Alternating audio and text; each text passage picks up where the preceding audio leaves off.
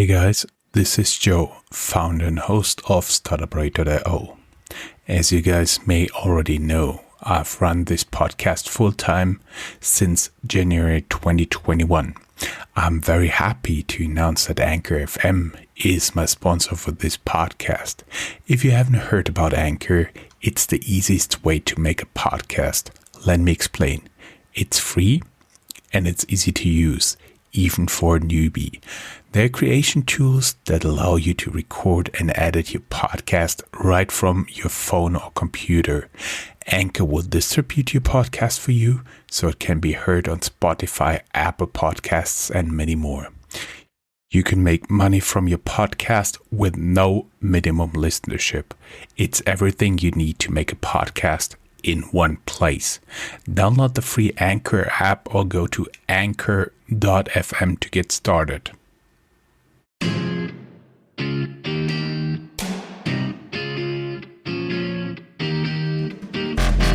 Hey everybody, and welcome to a new episode of Startuprad.io, your podcast show with startup news and interviews from Germany. Hello guys, and welcome back to Startuprad.io, your startup news from the heart of Europe, from Frankfurt and especially from Germany. Today we do have once again Luca as a guest from Penta. Hi Luca, how are you doing? Hi, how are you? I'm Luca, I'm a partner at Penta. We just talked about Penta in the episode 1 of the interview. So if you guys did not listen to it, just have a look. We'll have the in our show notes, www.startuprad.io. And of course, I'm saying we because I do have someone here with me. Hi, I'm Jörn. Of course, you know me from episode number 1 if you didn't listen to it. So go back and listen to it and then come back here. John is our newest addition to the Startup Radio team. He's an awesome guy and he's going to do some interviews. If you do happen to speak Arabic, we are looking for some interview partners for him, just reach out to us. John is able to do that with you, and we would like to have your perspective on Germany, and especially if you're an Arabic-speaking entrepreneur in Germany. Sorry for this little promo inside. Look, we have been talking in the last interview about Penta, what Penta does, and how you ended up at Penta at all. And now the question for me has been, you talked about raising money. You talked that you raised for your last venture money. Could you first tell us a little bit what you did right last time? And I would be especially curious how it is this time. First time it was, from what I understand, in California. It should be just a feeling pretty easy there, and how different it is to start a fintech in Berlin. Okay, so I think essentially raising money comes down to having a good product and having a good team. So I've actually been involved with a couple of startups that have raised money. That was just the first startup that I was personally leading and raised money from. But essentially, so for the first startup, I remember we traveled around. We traveled around absolutely everywhere, from the U.S. to Europe, looking for investment. And what we ultimately found was that everyone was very receptive, and we were very young, so we were lacking obviously some knowledge. But people were very receptive to a good product. So if you're coming out with a good product, one thing we didn't do was essentially test it. But I'll get to that in a second. With our when we were first raising cash, the issue essentially came down to the team. So was our team capable of executing on the idea? Luckily, I mean, we did have some great people around us. So we did have a functioning team. The investors saw it as a product that had a lot of potential, and there was a great market demand for it. So we were at the right place at the right time. And the only problem was with ultimately the raising the cash was that when we raised it, we started the business, everything was going well until it didn't, and then everything went to hell. The main reason for that was that we didn't product market fit. In the next couple of startups I was involved in, there was a market fit, there was a product fit. And when the money was raised, it was raised at the right time because the product, or essentially the company, was ready for it as well as the market. And I find that approach much smarter. And if I were to go back a couple of years now, I definitely wouldn't have been so crazy to do that. But I mean, at the same time, they may be a good thing. I mean, sometimes you make crazy mistakes and you do crazy stuff that end up being life-changing. And I mean, I can sum up my life like that currently. And with this startup, what we did was we So in the first startup, we first went for the users, then we went for the money, as I mentioned in the last interview. Excuse me, it's the opposite. We first went for the money, then we went for the users. And now we're doing the opposite, where we first got the users, and then we got the money. And when we show different investors this in Germany and in Europe, as well as in the US, we've been contacted by a couple of VCs in the US from New York to California. And everybody was very interested to know that we have a couple of hundred businesses dying to use our product. And there's no better market validation than having that up front. That's cool. Like my motivation that made me join Startup Radio is basically a very old saying that my teacher told me in a bachelor, like an introductory bachelor course. The difference between a business and ideas is basically funding. And why I joined Startup Radio is basically that I wanted people who are Arabic speakers, like the sudden influx of coming to Germany, to get access to money so they can develop their ideas into businesses. Tell us how different it is and how easy, how difficult in the German market to find venture capitalists, to find angel investors, and like the whole shenanigan of it. Is it easy? Is it difficult? How is it for you guys out there? For me, it would also be interesting, like for all the people out there who listen to us, how important it is to speak actually German within this process. So that's a great question. I actually don't speak German, which is pretty funny. But my partners do. My partners make up for that weak side of me. But I actually want to write a blog post about it. That's just incredible. We burst into laughter here. So I just don't speak German. So okay, question sufficiently answered. Not important. Thank you. Very, very fair and square. I mean, yeah, it is pretty funny, but I mean, it comes down to having a good product. It's not about whether you speak the language or not. I mean, you're always going to have people who speak German or whatever you're speaking. So, but and from my time in China, I can tell you can always point. Yeah, I mean, actually, I didn't get that. What? Well, I was referring to in China, sometimes get stuck in Mandarin and don't know the vocabulary, and there's no way to deduce it. You just have to study it, and when you want something, you can always try with pointing fingers, like in your mouth, food. Oh, exactly. Or like you were drinking, drink. Yeah, that always works. That was what I was referring to. If you don't speak German, you can still point. Sign language is always there. No, I mean it's the same thing. We're pointing our business in the right direction. So I think it's the same everywhere. I mean, I don't know. I want to write a blog post about this where, I mean, essentially how to raise money. And I think it's relatively easy to do. It's just very hard to get to the idea. That's the problem. It's essentially finding that right market fit. I mean, creating something like a banking service that we're doing gives us a little bit more leverage. And I've realized this because I have been involved in a few startups where people weren't interested. I mean, for example, now we have 850 Twitter followers. We opened our Twitter account at the end of May. That's just a crazy growth. So it's more when you're doing something that's daring and that's bold, you will get more users. If you're creating, or you will get more users and more attention. But if you're creating something like a cute app or like a Facebook for dogs, I mean, investors won't be interested, users won't be interested, and you're wasting your time essentially. So it's really about finding this crazy idea that the whole world's going to love. And I find that's how you can raise money. Because at the moment, we haven't contacted anybody. We've actually only been contacted by investors, by VC funds, angel investors, everybody. We have about 10, 15 emails a day coming from different providers, different users, investors. So it's a mix and match of other people contacting us. I mean, it's crazy because I've never been in a startup like this, but you realize that when you're doing something great that people really want, you get an incredible amount of feedback and a credible amount of people responding to you. Luca, you're completely aware that we're going to promote this interview with you can raise venture capital by just pointing fingers. but putting the humor aside, I would be interested in how far you have to be with the product. Is it sufficient to have just typical consultant speak, the idea, a few PowerPoint slides? Do you also have to have wireframes, like how would your app look like a paper-based model, or you'll have to be like 10 steps further, like, you know, the legal framework, especially in banking, what you're allowed to do, what you're not allowed to do, and where exactly the handover with licensed bank is. Where's your feeling? Where would you right now need to be in Germany? Is it sufficient to have a PowerPoint? First, you have to, I mean, as well as especially in banking, first you have to have the idea. or this can be done for anything. Then you need the regulation, and then you need to figure out how you're going to operate, how you're going to execute. Going to an investor with a PowerPoint presentation that hasn't been validated, nobody's given feedback on, is a recipe for disaster. So you can't do that, in my opinion. From my experience, you have to have a product that you're able, which is a clickable prototype, which is, essentially something you show. We were able to show investors and other accelerators and different mentors and people that we have a lot of businesses signed up dying to use our product.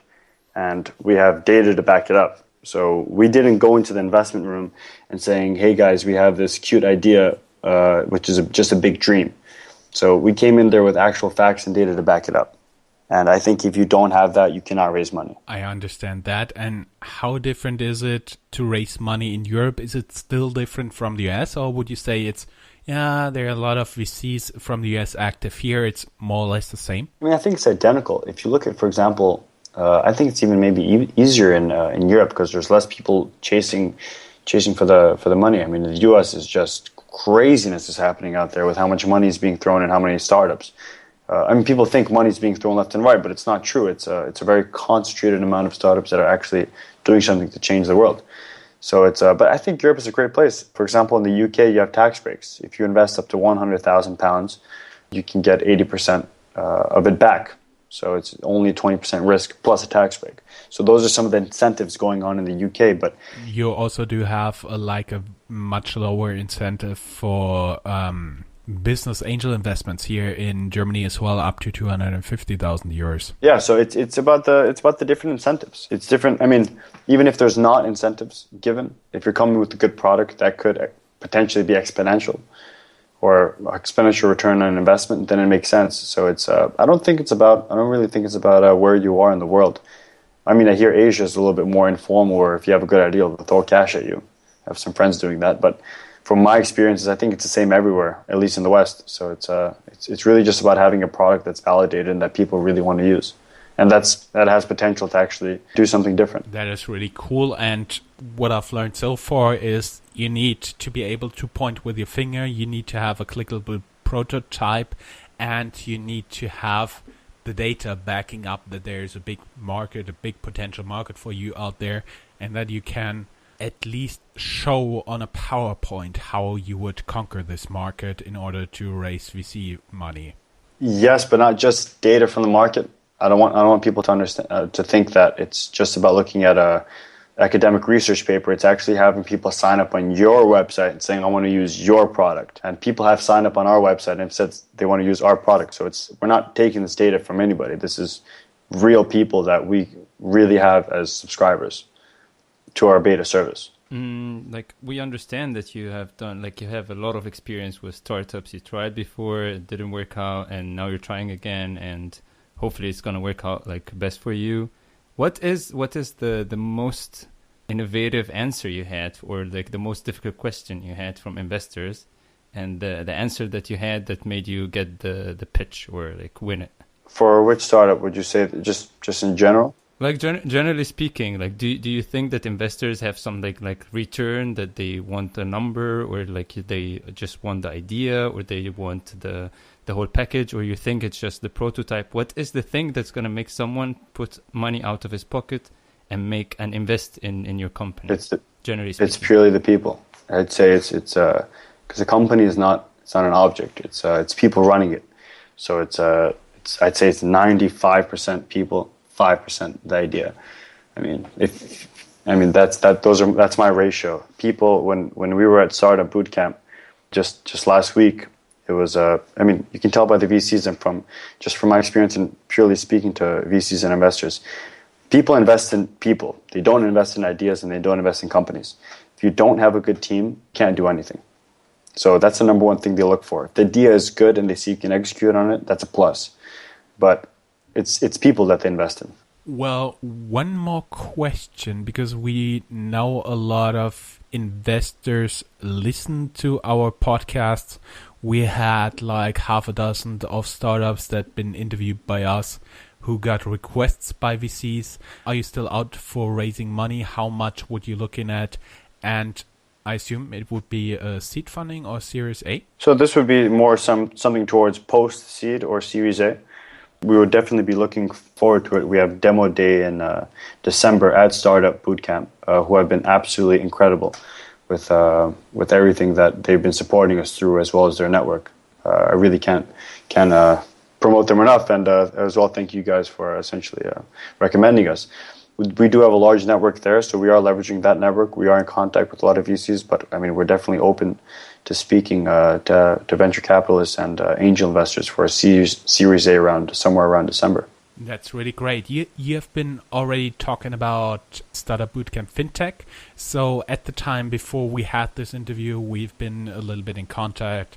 You, Kirill, me, other people from Penta Bank, and basically it ended up that we recommended you for Startup Bootcamp Fintech. You pitched, you got in. Congratulations to that. So this means it pays even to stay in touch with us. That's also great to know. And I'd like to know, like, your very, very personal perspective. How was this? You got feedback, then you got invited, then you pitched. How did this story play out for you so far? I mean, it's pretty crazy. Out of the 1,000 startups that they searched for, and 400 that they essentially got to apply, only 20 got called to the final pitch day, and only 8 or 9 were accepted. So already there was extremely high pressure of getting in. The startups there were absolutely fantastic. As I mentioned, the teams, which are the most important, were incredible, and the ideas, I mean, were really ready for disruption. So there was a lot of high pressure. There were incredible mentors, incredible people that we networked with, including the partners. So I mean, as a whole, it was an incredible experience because, I mean, you make like a small family in those 3 days. With all the startups that were there, all 20 of them we're in contact with, and we do speak with, because they're coming up with great ideas, and they're doing great things. So it's we met a lot of people. We got an incredible amount of feedback. We weren't sure we were going to get in because there was such high competition. I mean, we were getting good signals, which we were happy with, but like I said, the feedback was absolutely incredible. And even if we didn't get in, I would definitely say that I definitely would apply again, purely out of the feedback and the people that were there.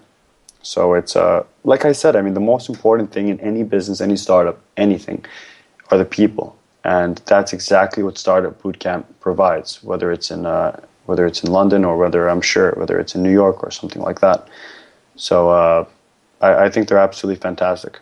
Cool, great, thank you very much. Little disclaimer here: I'm a mentor for Startup Bootcamp Pitch Day here in Frankfurt for the Fintechs on an annual basis. So you got to see my opinion is a little bit distorted as well here. John, you got more questions? No, I'm fine. I'm good. Okay, then the usual questions come in. So, Luca, if you could be the CEO of any given company in the world for 1 week, which one would it be, and how and why? That's a tough question.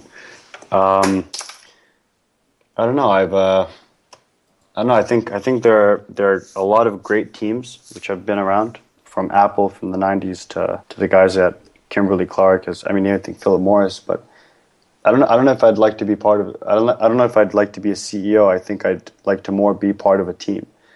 I think Apple in the 90s was absolutely incredible, and late 90s, and what they did in the past 15 years has been crazy. I think the Facebook team, the Google team. I think it's more about the team. I've always been a part of a soccer team. I've always played a lot of sports, so I'm all about the team, especially with Penta, where we're all about really having a good team. And I think I'd be more interested in being part of these companies than I would be interested in being a CEO. And the other question: if you could describe your life by any given book title or movie title or any combination out of those two, what would it be and why? I'd say run, crash, pick yourself up, move to another place, do it all over again. I mean, I don't know. That sounds awful. And that's the title of your biography coming out soon? Oh, no. I mean, I haven't. No, not at all. But I don't know. I mean, that's probably the worst answer I could say. It sounds awful, but I don't know. I just do something exciting. I don't know. just really why I would name it something like that. I just always look for new challenges. I always look for crazy things to do.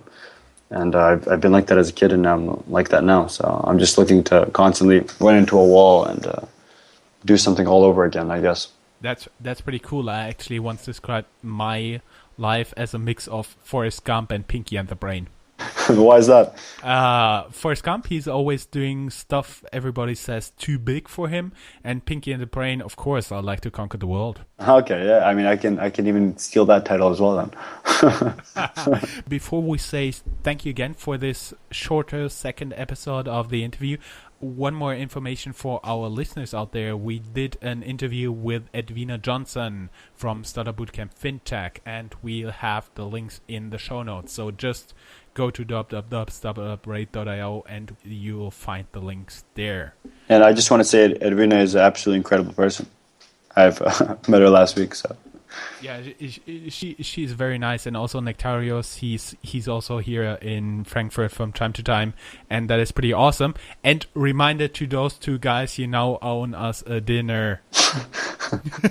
You now owe us a dinner, guys. That's it. Luca, thank you very much. Thank you so much for having me, guys. It's been an absolute pleasure.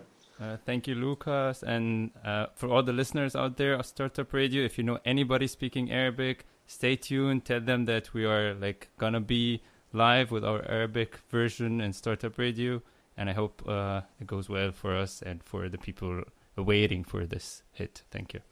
Thank you very much. Bye-bye, guys.